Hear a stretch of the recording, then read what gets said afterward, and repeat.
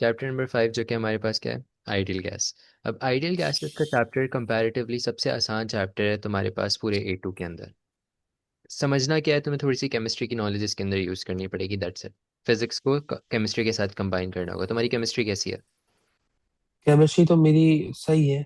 का मतलब कि मैंने आखिरी 3 साल पहले ही मोल्स पढ़ी थी, वगैरह 2 साल का पहले। मोल्स वगैरह का कॉन्सेप्ट कैसा है? हाँ वो सही है, वो याद है। चलो तो बस वही यूज़ करना होगा। अब फॉर एग्जांपल अगर तुम्हारे पास कहीं लिखा हुआ तुम्हें दिख जाए, जैसे कि कॉपर 64 लिखा हुआ दिख गया, इसमें मुझे ये बताओ कि ये 64 क्या रिप्रेजेंट कर रहा होता है? Atomic number. पक्की बात है? एटॉमिक नंबर होता है तो एटॉमिक मास होता है, कुछ एक दोनों में से एक होती है। हमारे पास ये एटॉमिक मास रिप्रेजेंट कर रहा होता है, इसको मास नंबर भी कहते हैं, सही है। तो इसका मतलब सही। क्या होता है, इसके अंदर ही कितना ही total number of protons plus और न्यूट्रॉन्स, ये इसको रिप्रेजेंट, न्यूट्रॉन्स। सही है। सिमिलरली ये बेसिकली क्या होता है हमारे पास, हमने हर जगह देखा है, जैसे कॉपर के साथ 64 एंड अदर एलिमेंट्स के साथ, जैसे ऑक्सीजन के साथ 16 and so on and so, हमने ये देखा कि क्या होता क्या है इन रियलिटी, ये नंबर एक्चुअली हमें बता क्या रहा है, ये कॉपर 64 है क्या? ये बेसिकली मुझे बता रहा है, मैथ्स तो बता रहा है, लेकिन मैथ्स क्या, ये मुझे बता रहा है math of 1 mole of copper. 1 mole of copper का कितना मैथ, सही है। और ये मुझे 64 और क्या बता रहा है, एक चीज और बता रहा है, ये मुझे बता रहा है ये 64 टाइम्स ज्यादा हैवी है, किससे? 64 टाइम्स हैवियर देन, किससे होगा भाई हैवी? किस चीज से हम कंपेयर करते हैं सारे एलिमेंट्स को पीरियोडिक टेबल में? केमिस्ट्री वाली नॉलेज है लेकिन थोड़ी सी अगर तुम्हें याद हो, कुछ कार्बन 12 का याद है? कार्बन 12, कार्बन तो हाँ, कार्बन तो कार्बन होता है ना। हाँ। कार्बन तो 12। बेसिकली पूरा पीरियोडिक टेबल हमारे पास कार्बन के ऊपर, कार्बन 12 के एक हमारे पास एटम के ऊपर ये पूरा पीरियोडिक टेबल बना हुआ है। हम बोल रहे हैं 64 टाइम्स हैवियर है than one carbon 12। Twelfth of an carbon 12, सही है। तो बेसिकली हमारे पास ये एक बहुत बेसिक सी रिप्रेजेंटेशन है कि भाई ये 64 हमें क्या क्या चीज़ें बताता है। इस ऐसा बस ये समझ नहीं आया, 1/12 ऑफ कार्बन 12, ये थोड़ा समझ नहीं आया।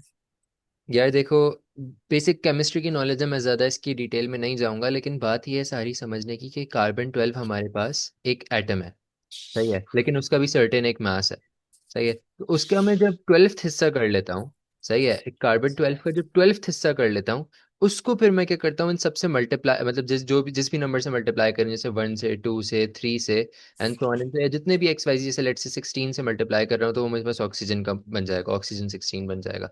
मतलब ये नंबर जो आया ना वो कार्बन 12 को मल्टीप्लाई करने की वजह से आया, सिंपल।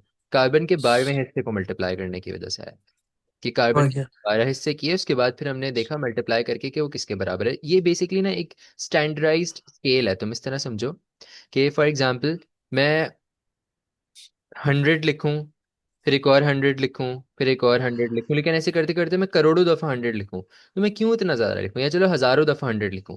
तो मैंने क्या किया, रादर देन राइटिंग 100 100 100 और मैं इसको 1000 टाइम्स लिखूं, इससे बेहतर है मैंने कहा ये 10 टाइम्स जब 100 मिल जाएंगे तो ये क्या बना लेगा, 1000।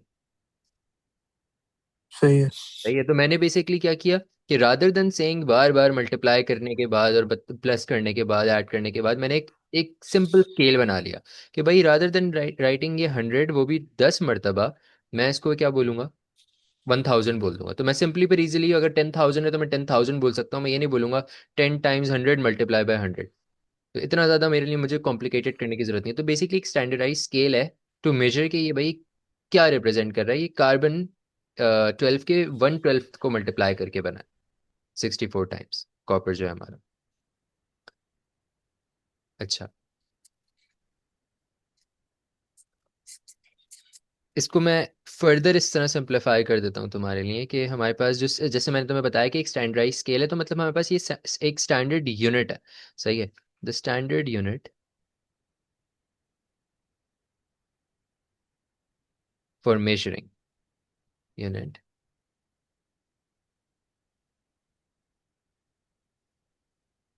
For measuring mass is 1/12 mass of carbon 12।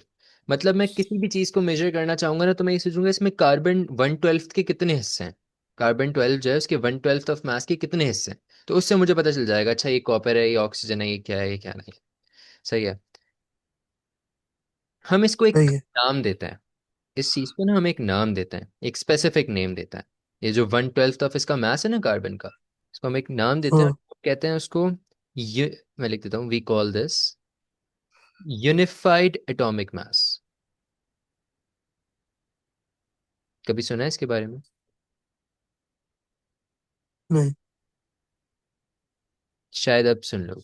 हम इसकी रिप्रेजेंटेशन यू से करते हैं, 1.66 into 10 to the power of -27 kilogram. मतलब अगर तुम्हें याद है हम हीलियम पढ़ते थे या अल्फा पढ़ते थे, तो इसमें तुमसे पूछता हाँ। था इसका मास कितना है, तुम कहते थे 4U इसका मास है। याद है हमने क्वेश्चंस भी किए हैं पहले।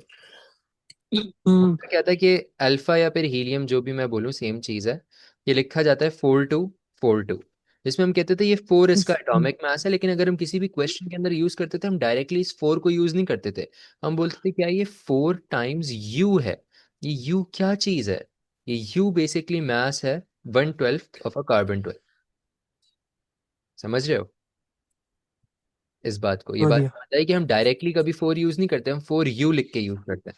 या फॉर सिमिलरली फॉर एग्जांपल अगर 16 और 8 लिखा है ऑक्सीजन में, तो हम क्या कहते हैं, ये 16U है। तो ये मास किसको रिप्रेजेंट करता है? ये मास रिप्रेजेंट करता है कि हम कितना रेशो ले रहे हैं, कितना टाइम्स ले रहे हैं कार्बन 12 को, उसके वन समझ सिक्स गया। ट्वेल्थ ऑफ मास को। अच्छा, ये U आ गया मेरे पास। और एक बात और हमें जो बिल्कुल केमिस्ट्री से पता है, बहुत बेसिक सी बात, कि एक मोल जो होता है वो किसके बराबर होता है, कितने नंबर ऑफ पार्टिकल्स के बराबर होगा? या एवोगाड्रोस कांस्टेंट तुम्हें पता होगा। समथिंग 10 की power 24। 6.02 into 10 to the power 23। 23। इसमें इतने क्या होते हैं मेरे पास, ये थियोरेटिकल नंबर है हमारे पास, नंबर ऑफ पार्टिकल्स होते हैं हमारे पास। तो ये मैंने थोड़ी सी तुम्हें बेसिक बेसिक चीज़ें कुछ बताई हैं कि इससे पहले हम चैप्टर स्टार्ट करें कि हम ये इन चीज़ों के ऊपर आगे बात करने वाले हैं। इसमें कोई इशू तो नहीं है? क्वेश्चन नहीं। देखोगे तो ज़्यादा बेहतर तरीके से क्लियर हो जाएगा। क्वेश्चन किस तरह आता है इसका? क्वेश्चन वो देगा कि let's say 300 gram of helium 4। Helium 4 अगर इस तरह लिखा है, मैं वही बात कर रहा हूँ अल्फा या फिर हीलियम की बात कर रहा हूँ, सच दैट कि यहाँ पे भी 4 है, यहाँ 2 है, यहाँ पे भी 4 है, यहाँ पे 2 है। इन दोनों में से किसी एक चीज़ की बात कर रहा हूँ मैं। वो अल्फा भी लिख सकता था यहाँ पे। तो हीलियम 4 सही। Is in a cylinder, determine the total number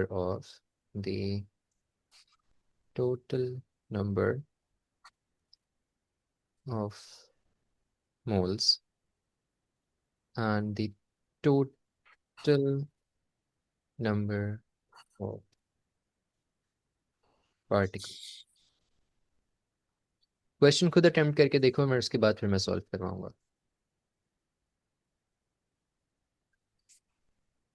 300 ग्राम। तो हमें ये करना कैसे था? सबसे पहले बात थी कि हमें ये अंडरस्टैंड करना था कि हमारे पास मोल के फार्मूलाज कौन कौन से हैं। एक मोल का जो फार्मूला है मेरे पास वो ये है कि मास, अच्छा, इन ग्राम्स, ठीक है, मास कंसिडर करोगे divided by molar mass. Molar mass periodic table से आप देख सकते हो। अगेन आपको इस पेपर में पीरियोडिक टेबल नहीं मिलेगा, लेकिन वो आपको क्वेश्चन में ही हर चीज़ बताएगा। और उसने तुम्हें He4 बताया हुआ है, इसका मतलब मोलर मास कितना है मेरे पास, 4। As simple as that. Mass उसने तुम्हें यहाँ बताया हुआ है ग्राम्स के अंदर, किलोग्राम्स में होता तो तुम ग्राम्स में इसको कन्वर्ट कर दे। एक और फॉर्मूला जो तुम यूज़ कर सकते थे इसके अंदर, वो है नंबर ऑफ मोल्स, जितने भी तुम्हारे पास हैं, नंबर ऑफ मोल्स, इसको रिप्रेजेंट करते हैं हम एन से, यहाँ पे भी मैंने एन ही लिखा है, ये मोल्स है, is equal to what, number of particles, number of particles जिसको मैं कैपिटल एन से रिप्रेजेंट कर रहा हूँ, divided by what, divided by Avogadro's number,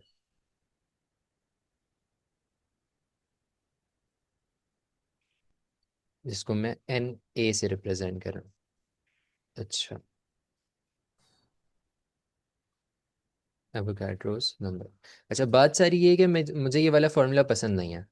ये बहुत बेसिक फॉर्मूला है, इसकी ज़रूरत नहीं है तुम्हें याद करने की। क्यों, वो अभी देख हम्म। लेते हैं।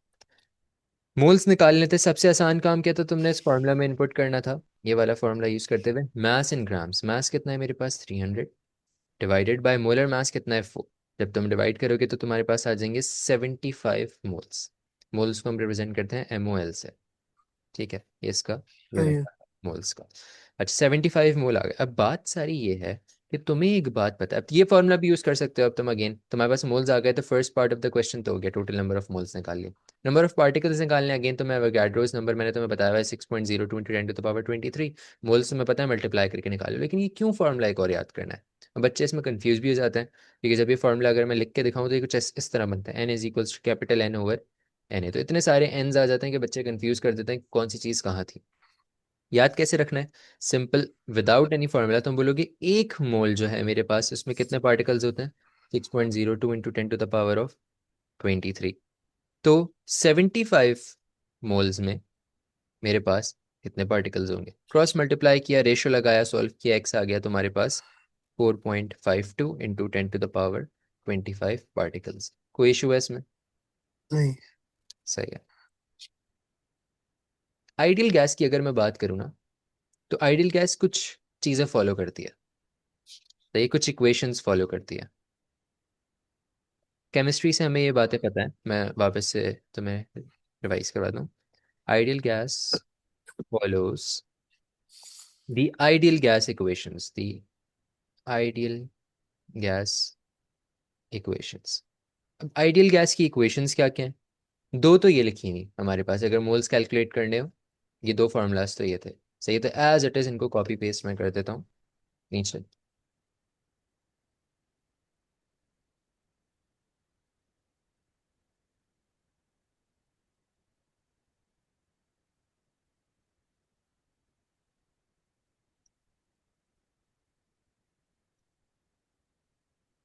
फॉर सम रीज़न अभी कॉपी नहीं हो रहा है, लेकिन बहरहाल वो दो तो हमारे पास हो एज इट इज़ ऊपर वाली हैं।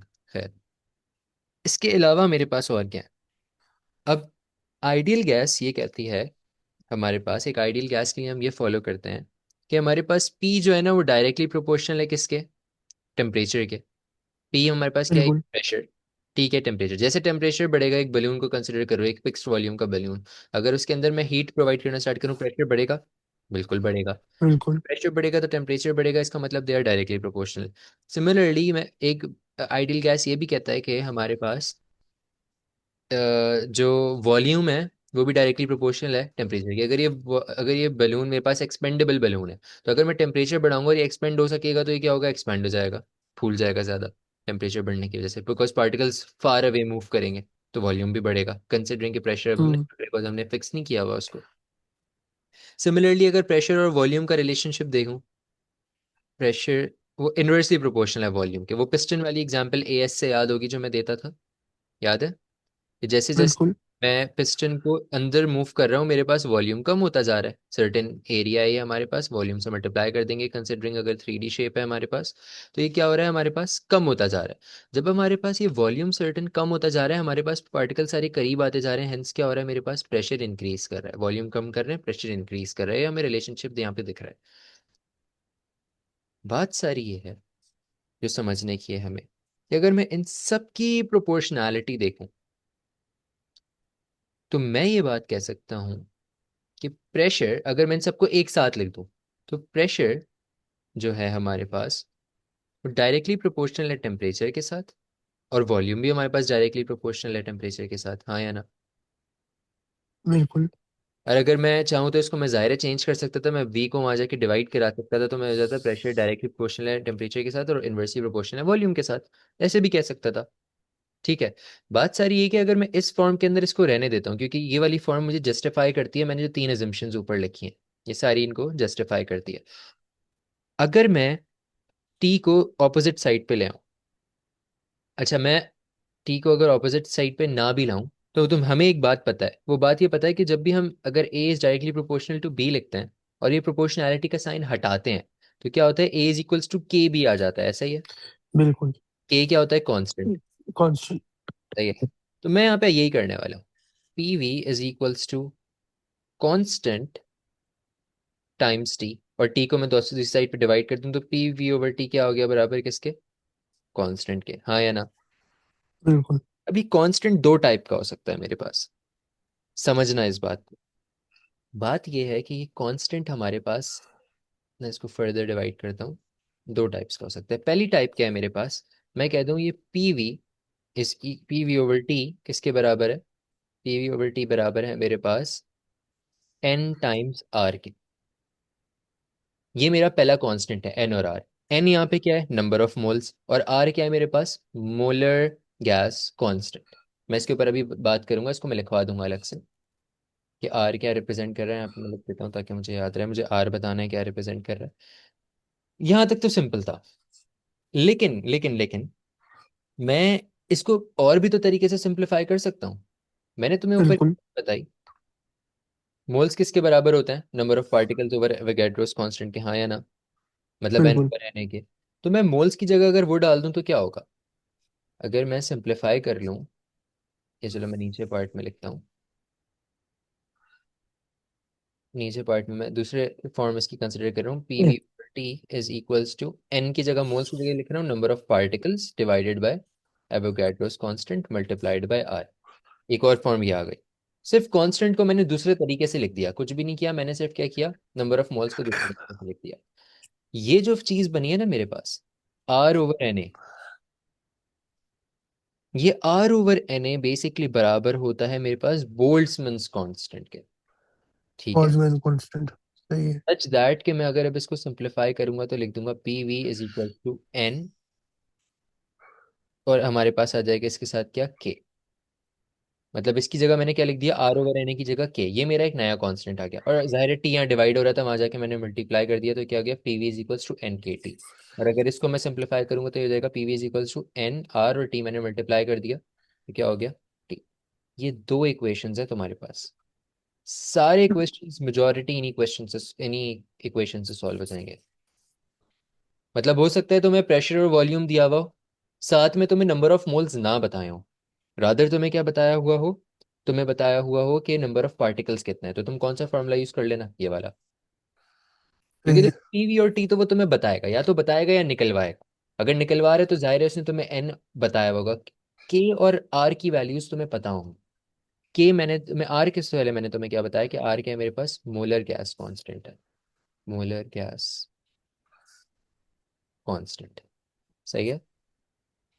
सच दैट इसका आंसर, इसकी जो वैल्यू होती है जो तुम्हें पेपर में भी गिवन होगी, फॉर्मूला शीट होती है तुम्हारे पास, से 8.31 इंटू 10, नहीं इसके साथ कुछ नहीं आता, क्योंकि किलो में हम इसको केल्विन्स में लिखेंगे, जूल्स टाइम्स केल्विन पर मोल, ये इसका यूनिट होता है, सही है। के की अगर मैं बात करूं तो के मेरे पास मैंने क्या बताया क्या होता है, बोल्ट्जमैन कांस्टेंट। Boltzmann constant. ये भी तुम्हें पेपर में गिवन होगा फॉर्मूला शीट के अंदर, याद करने की जरूरत नहीं है, लेकिन इवेंचुअली तुम्हें याद हो जाएगा जब तुम क्वेश्चन सॉल्व कर रहे होगे। फिर भी बहरहाल पेपर में भूल जाते हो तो तुम ऑफ कोर्स तुम अपनी फॉर्मूला शीट से देख सकते हो। Into 10 to the power -3, -23 joule per kelvin. कोई इशू इस चीज में, नहीं। पक्की बात है। पक्की बात है। कुछ क्वेश्चंस करवाने थे, लेकिन मैं उससे पहले चलो मैं ज़रा आइडियल गैस के ऊपर मजीद बात करना चाहता हूँ कि आइडियल गैस की एजम्पशंस क्या होती हैं, जो हमारी काइनेटिक थ्योरी भी। अच्छा, हमने आज अभी तक क्या पढ़ा, हमने आज पढ़ा कि हमने कौन सी केमिस्ट्री की नॉलेज कैरी फॉरवर्ड करनी है। हमने बेसिक क्वेश्चन देखा कि मोल्स किस तरह निकालते हैं, और हमने देखा कि कौन सी इक्वेशंस हम यूज़ करने वाले हैं, और वो इक्वेशंस ड्राइव कैसे होंगी। अगेन डेरिवेशन तुम्हें नहीं चाहिए, लेकिन अगेन सिलेबस में बोला है कि तुम्हें डेरिवेशन आनी चाहिए, पता होनी चाहिए, तो इस वजह से मैंने तुम्हें दिखा दी। क्वेश्चन में कभी वो डेरिवेशन इनकी नहीं मांग रहा होता नॉर्मली। सही है। अब जाहिर आइडियल गैस है, अब आइडियल हम किसी भी चीज़ को नाम तब देते हैं जैसे कि आइडियल सिनेरियो है या आइडियल, यहाँ पे हम कुछ एजम्पशंस देते हैं। आइडियल सिनेरियोज हम क्या लेते थे काइनेमेटिक्स में, आइडियल सिनेरियो आइडियल केसेस हम क्या कहते थे, इसके अंदर एयर रेजिस्टेंस नहीं, क्या रियलिटी में ऐसा हो सकता है एयर रेजिस्टेंस ना हो? नहीं। लेकिन हम क्या कहते थे, मैं एक आइडियल सिनेरियो कंसिडर करें कि एयर रेजिस्टेंस नहीं है हमारे पास, या एक आइडियल सिनेरियो कंसिडर करें जहाँ ग्रेविटी नहीं है, सही है। तो यहाँ पे भी हम एन आइडियल गैस तो कह रहे हैं, लेकिन इसकी ज़ाहिर क्या एजम्पशंस हम ये जानते हैं अब जरा। ऐसा क्या है कि क्या आइडियल गैस है? आइडियल गैस एजम्पशंस, जो कि हमारे पास क्या कहलाता है, kinetic theory.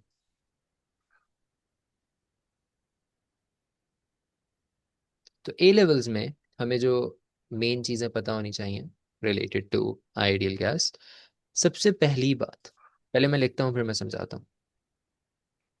The volume of an ideal gas particles is negligible compared to the volume of the container।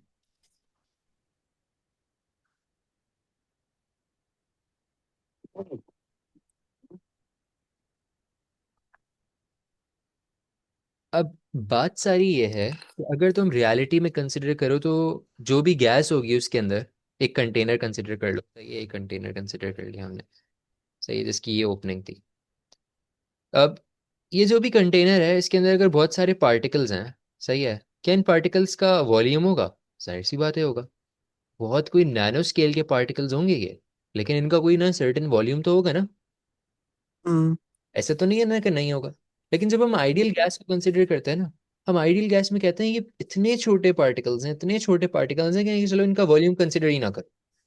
क्योंकि आप जब कंसिडर करोगे आप इस पूरी जगह का वॉल्यूम कंसिडर कर लोगे, इस पूरी मतलब कंटेनर का वॉल्यूम कंसिडर कर लोगे, उसके मुकाबले के अंदर अगर मैं सिर्फ एक पार्टिकल की बात करूँ ना जो इसके अंदर मौजूद है, इसमें करोड़ों पार्टिकल्स होंगे, इवन काउंट अनकाउंटेबल पार्टिकल्स होंगे। जहाँ करोड़ों तो मैंने बहुत छोटा नंबर कह दिया, तुमने देखा ना अभी कि हमने सर्टेन अमाउंट ऑफ पार्टिकल्स निकाले तो कितना बड़ा नंबर आया है, you can not even count. सही है। तो अब इमेजिन करो इतने ज्यादा पार्टिकल्स अगर एक कंटेनर के अंदर मौजूद है तो उस एक पार्टिकल, वो एक पार्टिकल कितना छोटा होगा। सही है। तो हम काइनेटिक थ्योरी के अंदर इस आइडियल गैस की assumption के अंदर एज्यूम करते हैं उसका कोई मास, उसके कोई वॉल्यूम ही नहीं है। ठीक है। हम क्या एज्यूम करते हैं कि उसका कोई वॉल्यूम नहीं है। ये हमारी फर्स्ट एजम्पशन होती है। तो मतलब कि हम कहना चाह रहे होते हैं इस बात का कि कंटेनर का वॉल्यूम है, लेकिन गैस इटसेल्फ इसका क्या है, कोई वॉल्यूम नहीं है। द गैस, इसका मतलब ये है the gas should not have, should not have a volume of its own. ये बात समझ आ रही है? ये हमारी पहली एजम्पशन। हम्म। रियलिटी में ऐसा नहीं होता। रियलिटी में जाहिर है उस एक एक पार्टिकल का नैनो स्केल के ऊपर भी हमारे पास वॉल्यूम मौजूद है। लेकिन अगेन, जब हम आइडियल गैस की बात करें तो हम एज्यूम कर रहे हैं कि उसका कोई हमारे पास वॉल्यूम नहीं है, सिर्फ हम कंटेनर को कंज्यूम करेंगे, एज्यूम करेंगे। अच्छा, फिर हम इसमें एक बात और बोलते हैं कि इसके अंदर जाहिर है जो गैस हमारे पास मौजूद है उसके अंदर कोई इंटरमोलिकुलर फोर्स नहीं है। इंटरमोलिकुलर फोर्सेस क्या होती हैं भाई? मतलब कि मॉलिक्यूल्स के बीच में जो वाइब्रेशन बोलो या फोर्स जिसकी बोलो, वजह से जाहिर है अट्रैक्शन। अगर जब आप हीट करते हो उसको तो इंटरमोलिकुलर फोर्सेस जाहिर है ट्रिगर होती हैं, सच दैट कि आपकी बिल्कुल। स्टेट चेंज होती है, स्टेट सॉलिड से लिक्विड चला जाता है या सो ऑन एंड सो, ऐसा ही होता है। तो हम ये अज्यूम कर बिल्कुल। रहे हैं कि इन पार्टिकल्स की कोई इंटरमोलिकुलर फोर्स भी नहीं है। अगर इंटरमोलिकुलर फोर्स नहीं है मतलब इसमें पार्टिकल, इस पर्टिकुलर जो हमारे पास ये है कंटेनर, इसको मैं कितना ही हीट कर दूं इसके अंदर कभी ये सॉलिड से लिक्विड नहीं होगा मेरा पार्टिकल, या ज़ाहिर सॉलिड तो है नहीं, गैस से वो कुछ और नहीं होगा। अगर मैं कितना ही कूल भी कर दूं वो उसके अंदर जो भी गैस है वो लिक्विड नहीं बनेगी। ये बात समझ आ रही है? स्टेट चेंज नहीं होगी, क्योंकि हमने क्या एज्यूम किया, बिल्कुल। Intermolecular forces. No, no change of state upon compression, क्योंकि जाहिर है जब आप उसको हीट कर रहे हो या उसको एक्सपेंड करा रहे हो तो गैस ही रहेगी, लेकिन कंप्रेस जब कर रहे हो तो या आप उसको कूल डाउन कर रहे होते हो तो हमारे पास कंडेंसेशन का एक प्रॉपर एक चैनल बन जाता है, सच दैट कि इन सिनारियोज में ऐसा नहीं होगा, क्योंकि हम आइडियल गैस की सिनारियोज की बात कर रहे हैं। वहाँ पे इंटरमोलिकुलर फोर्सेज हम अज्यूम करते हैं नहीं। No change of state upon compression.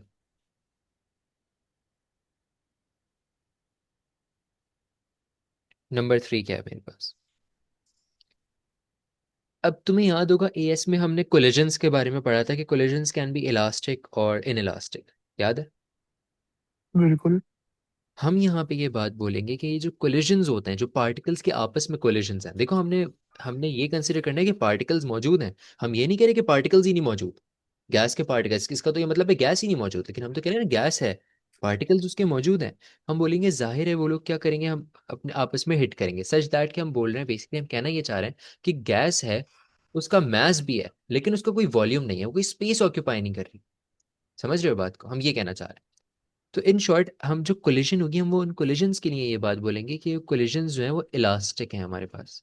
Collisions between ideal gas ideal gas particles is perfectly elastic. कोई इशू इस चीज में? नहीं। ये भी एक अजम्पशन है। अच्छा, तुम्हें एएस से क्या याद है इलास्टिक कोलिजन के बारे में, मुझे थोड़ा सा याद दिलाओ। इलास्टिक ऐसे इलास्टिक कोलिजन में काइनेटिक एनर्जी कंजर्व नहीं रहती और इलास्टिक में रहती है। ऑपोजिट बोल दिया तुमने। सॉरी, इलास्टिक में नहीं रहती, इलास्टिक में रहती है। वो ही बोल रहा हूँ, ऑपोजिट बोल दिया तुमने। अच्छा, इलास्टिक में नहीं रहती। इलास्टिक में रहती है, तीसरी दफा तुम बोल रहे हो। इलास्टिक इलास्टिक में नहीं रहती। इलास्टिक में रहती है मेरे भाई, रहती है। अच्छा, तुमने इलास्टिक में रहती है। 4 दफा तुमने ये बोला है कि इलास्टिक में नहीं रहती। हाँ, मैं तुम्हें बोल रहा हूँ ऑपोजिट है उसका, मतलब कि इलास्टिक में रहती है। काइनेटिक एनर्जी क्या होती है? कंजर्व। सबसे पहली बात तो ये है कि मोमेंटम कंजर्व होगा हमारा। हम्म। मोमेंटम इज कंजर्व, जो कि दोनों में ही होता है हमारे पास, इलास्टिक और इनइलास्टिक को। बात सारी ये है कि हमारे पास टोटल एनर्जी कंजर्व हो रही है, वो भी दोनों में होती है। टोटल बिल्कुल एनर्जी इज कंजर्व।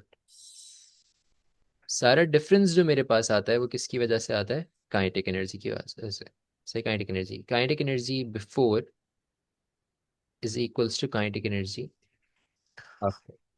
इसका मतलब है कि काइनेटिक एनर्जी मेरे पास कंजर्व हो रही है, इनइलास्टिक में ऐसा नहीं होता। अच्छा, तुम्हें याद होगी वो बात मैंने तुम्हें पढ़ाई थी एएस के अंदर, कि हमारे पास वेलोसिटीज भी इंटरचेंज होती हैं, सच दैट कि अगर दो पार्टिकल्स हैं, आके वो कोलाइड कर रहे हैं, और ये परफेक्टली इलास्टिक कोलिजन हो रही है। ये अगर यू से आ रहा है और ये वी से आ रहा है, तो कोलिजन के बाद ये वी हो जाएगा, ये यू हो जाएगा, याद है? तो यू बिल्कुल इज इक्वल्स टू वी। आपकी जो वेलोसिटीज हैं वो इंटरचेंज हो जाती हैं। सारी बात ये होती है। सही है। सही है। अच्छा, इसको मैं U1 V1 वाली फॉर्म में भी लिख सकता था, U1 V1, और मतलब U2 V2 इस तरह भी लिख सकता था बहरहाल। लेकिन हमारे पास वेलोसिटीज क्या हो रही हैं? इंटरचेंज। वेलोसिटीज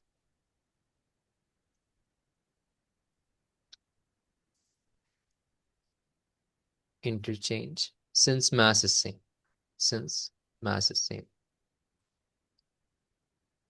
इन इलास्टिक में मास डिफरेंट होता था, तो फिर हम वो पढ़ते थे, याद है?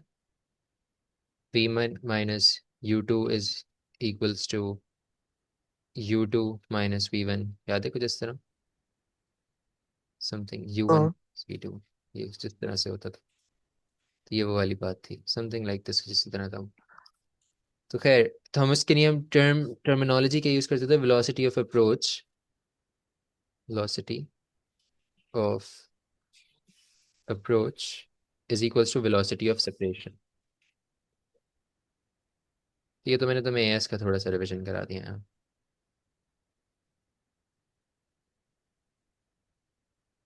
ये हो गए हमारे पास 3 पॉइंट।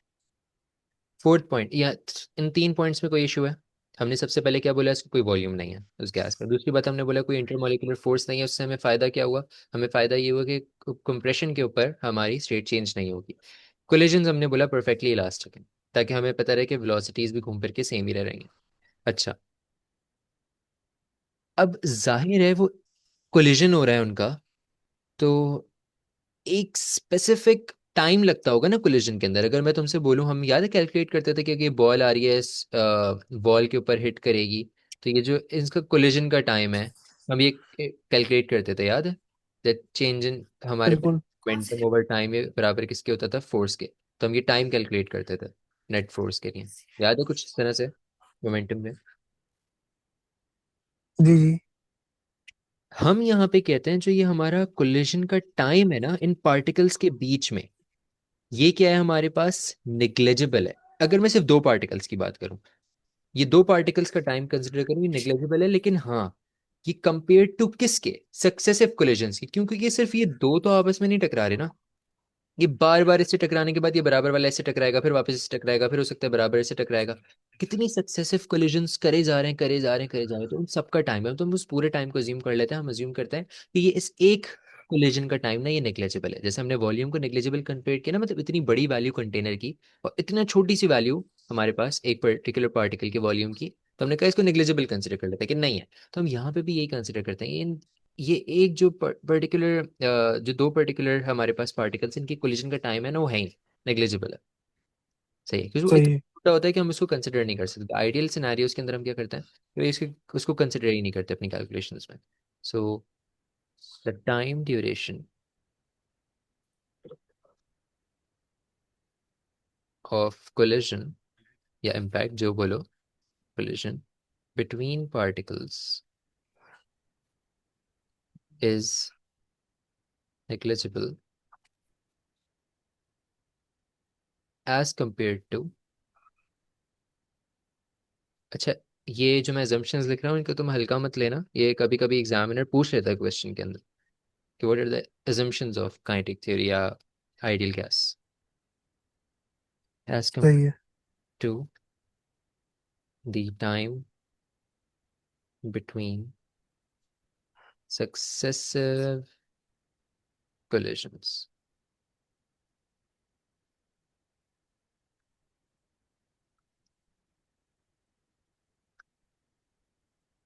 सिक्स फिफ्थ पॉइंट हमारा,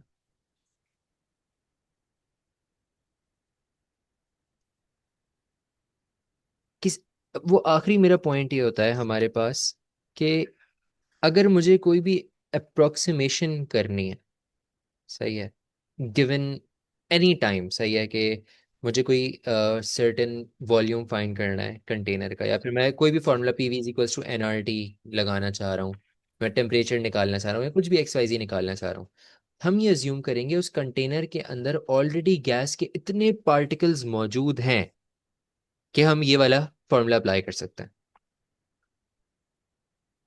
ठीक सही है। है, हम ये नहीं अज्यूम करेंगे कि गैस हाफ फिल्ड है, या गैस जो है सिर्फ पार्शली फिल्ड है, let's say one fourth field है। हम अज्यूम करेंगे कि इतने पार्टिकल्स हैं कि हमारा ये फॉर्मूला इजीली अप्लाई हो जाए। ठीक है, हम ये नहीं बोलेंगे कि पार्टिकल गैस सिर्फ थोड़ी सी गई है अंदर अभी तो, या टाइम लग रहा होगा गैस के जाने में। हम अज्यूम कर रहे हैं कि कंटेनर के अंदर already sufficient amount of particles मौजूद हैं जिससे हम ये फॉर्मूला अप्लाई कर सकें। तो ये लास्ट पॉइंट हमारी एजम्पशन यही है कि at any given time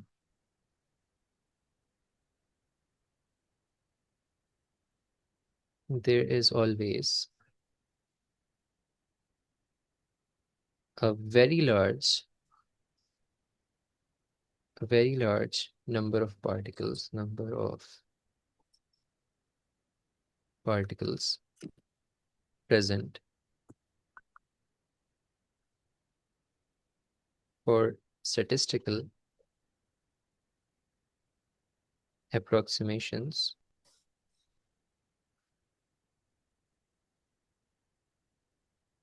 to be made।